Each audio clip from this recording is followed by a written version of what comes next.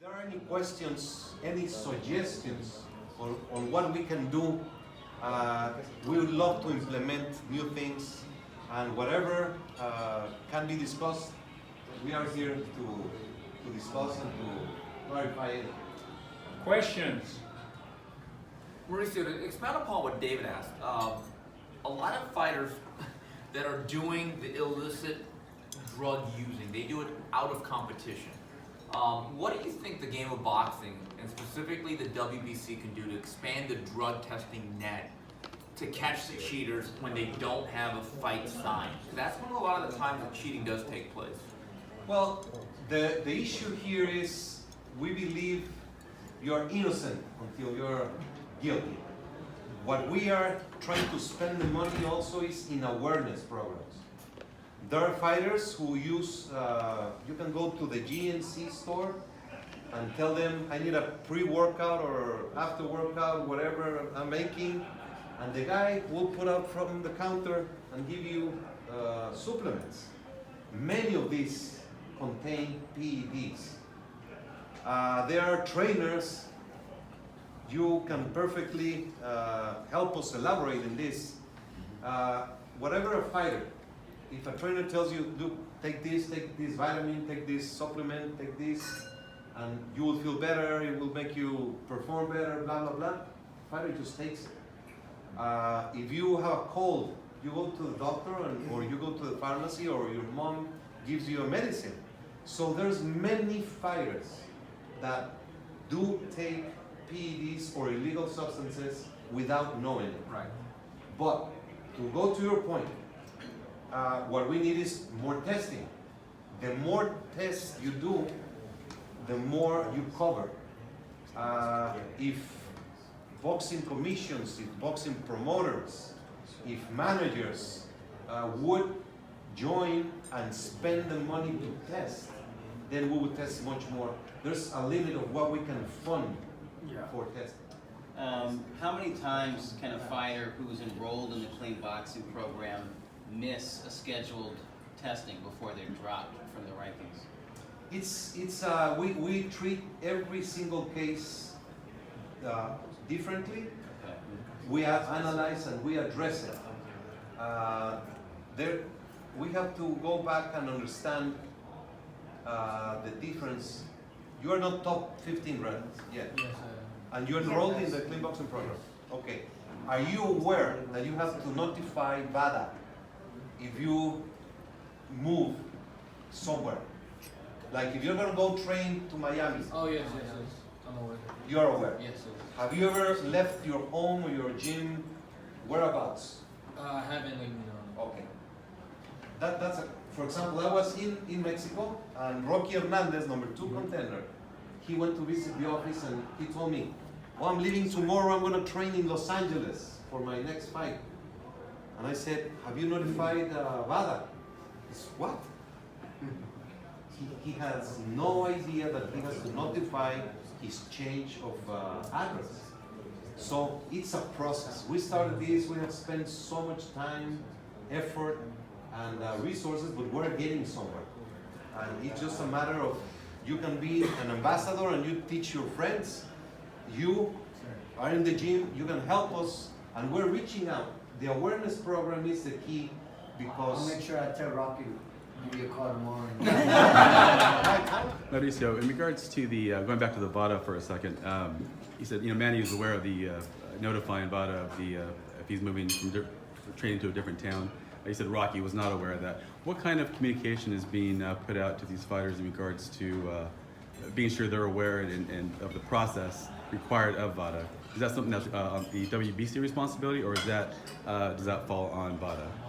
It's when you enroll, you're supposed to be fully aware of the program. And the manager and the promoter should be fully aware of all those things. Unfortunately, many are not aware, or you live in Thailand, or you live in Russia, or you live in Africa. It's not as easy as it could think it is. It's a complicated, it's a difficult task, but we're moving. What we're doing a mandatory verification of the information that is in the database. We started this process 2 months ago, so we are starting to contact the fighters and verify if that information is current, and just help them with the knowledge of the. But if the promoters and the managers and their staff, the matchmakers, if they help, then it's much more efficient that way. You guys just pulled sanctioning for the World Boxing Super Series. Yes. And you had explained that it was because of the judging. Is that a normal situation? No, that's a very rare situation and very unfortunate. It's a very long story. I'm going to make it very short.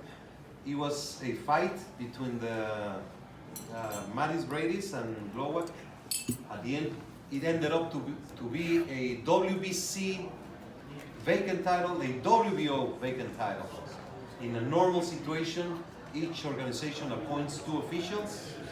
We got to the weigh-in, and the WBO, for some reason, said, no, we're appointing 3, the WBC is appointing 1. Why? I have no idea.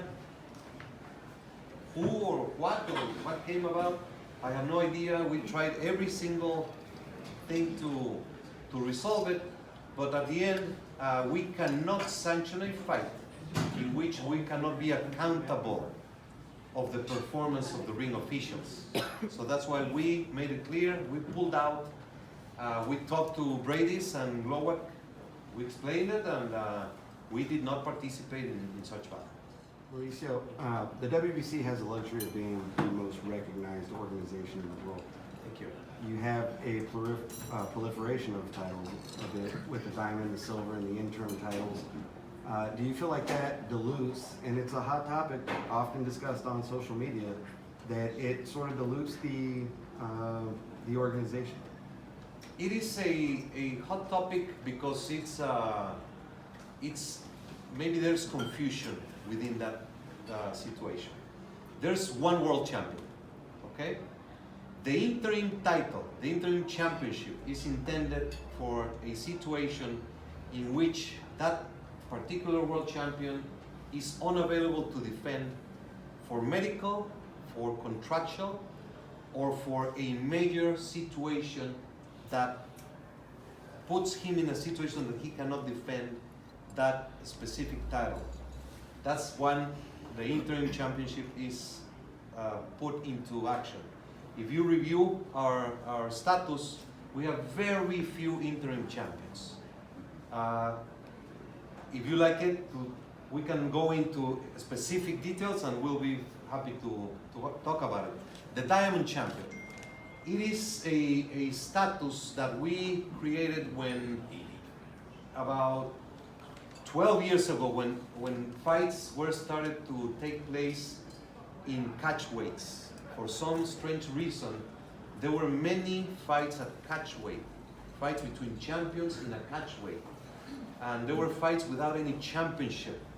And for the first one was Pacquiao against Cotto, and the WBC created the first diamond belt, which was a trophy for the winner.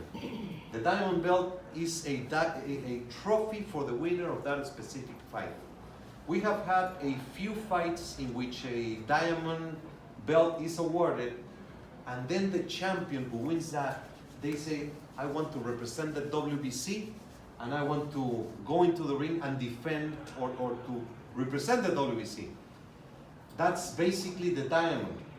And for the World Boxing Super Series, when they came in with the idea of doing this concept, which I believe is great, they asked the WBC to award the diamond belt to the Super Series. And we participated in the process, and we had Callum Smith, who was going to fight against Dirrell for the vacant title. And Callum Smith got a very important offer to participate in the World Boxing Super Series, which would change his economic status. And he asked the WBC to support him and to put the diamond belt into that tournament, and we did. And he participated and he won and he is the diamond champion. He wants to represent the WBC, and he's going to eventually fight against the WBC champion. Same with Regis Prograis, same with Maris Bradis, and with Nonito Doder. So I understand and I fully empathize with the fans who are confused, but why we do it, it's very limited occasions, and we do it for specific reasons that bring value to fights and to fighters. You know what would help the media and boxing commentators that are commentating on fighters who are climbing up the ladder, like young guys like Manny Robles that are fighting for an intercontinental belt or a Latino belt or a silver title. Sometimes I've asked the fighter, like they have a silver belt, and before the fight, because then I know I got to talk about it during the broadcast. I ask them, what does the silver title mean? And they'll shrug. I don't know. You know, it's like sometimes I say I look at this as a world title. Sometimes I say, well, I think it means I'm going to get a shot at whoever has the title. And I say, so is that mandatory? And they shrug again. And I don't know. And I ask around, and nobody can tell me. It would be great if, for each title, you know, if it's an intercontinental title, if it's the NABF, if it's a silver title, if the media can be made aware of, maybe you let the promoter know of that bout. Include this in your press release. What exactly does it mean in terms of your rankings? That's a great Meaning suggestion. I if you got the appreciate it. silver title, it means okay, it's an automatic top 5 rating. Or if you have the silver title, it means you're essentially the mandatory challenger for the world title. But That's clarity, that helps us do our That's a job. great point. I believe you're NABF champion. Do you know what that means? I mean, climbing up the ranks, you know, being top 15, I believe, in It's a regional championship of North America. North America. Right? And Muhammad Ali, Sugar Ray Leonard, Carlos Palomino were North American Boxing Federation champions. But that's a great point, and I appreciate it. And we will do a great effort through Bill and our office to share that information. And Carlos, Yeah, I just wanted to ask, you know, you were talking about fighters who are taking money not to fight. What happened? In 1978, I defended the title 4 times, 15-round fights. I mean, you're a champion, you're supposed to fight, you're supposed to defend your title, and I don't understand why guys are doing what you're talking about. That just doesn't make any sense to me. Is there any rules or regulations that make guys actually defend their titles and fight the top guys? I don't know, it's just... If I may add to that, and you brought it up earlier, Steve, Gary Russell. He's the WBC featherweight champion of the world, and he pretty much fights once a year. yes. You know, Yeah, he can fight. I believe that's a very important topic, together with what Steve said. The rule is simple. You have to defend your title every 6 months, and at least once a year with a mandatory. Yeah. The structure of the boxing industry has changed dramatically. The fighters are fighting once or twice a year, and that's the way the industry is moving. To go up and change, we are not promoters, we're not managers, we cannot promote an event. So if that's the way the television contracts and the promoter sites and the promoter, then it becomes a very complex, and I absolutely agree with you. But Mauricio, I didn't even know the rules. So you have to defend your title every 6 months? That's the guideline.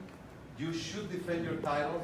Because here's the problem with Gary Russell. Since the time he became champion in 2015, he fought 2016 once, 2017 once, 2018 once, and chances are 2019 once. See, my point is that then if you're going to hit by your rules, I'd actually tell Gary Russell, Gary, if you don't fight from 6 months, what was his last fight? It was on the Deontay Wilder fight. Yeah, maybe. So, right. So what I would do... He has been mandated to Right. make the mandatory. There's a purse bid on July 19. So he's gonna have to fight July, August, September, by October, Okay. around that